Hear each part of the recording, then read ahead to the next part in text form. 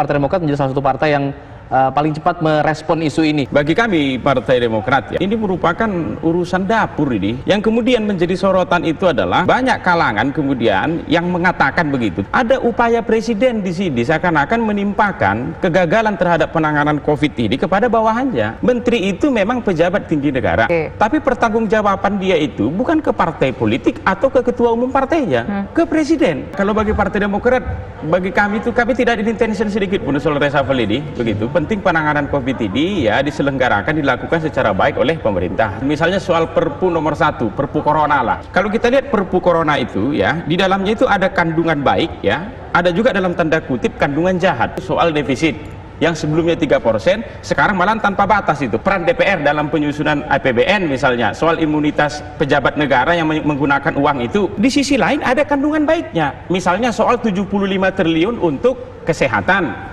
BLT lain semua segala macam. Faktanya ya, di menit 5.36 Pak Jokowi mengatakan untuk sektor kesehatan baru 1,53%.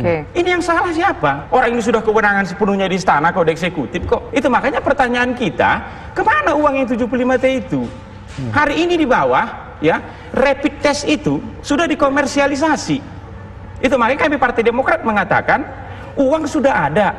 Yang kalau bisa rapid ini ya, karena sudah dikomersialisasi di bawah, sedangkan negara sudah kita kasih uang, yang mau digratiskan lah. Jika pun tidak bisa, ya minimal pemerintah ya subsidi lah itu. Di luar soal ya presiden menimpakan kegagalan kepada bawahannya. Yang kedua ada juga faktor soal pencitraan di sini. Pidato ini 10 hari lalu. 10 hari ini Pak Jokowi sudah melakukan apa?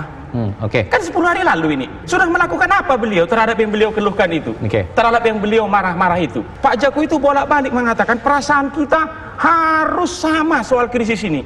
Sense of krisis kita harus sama.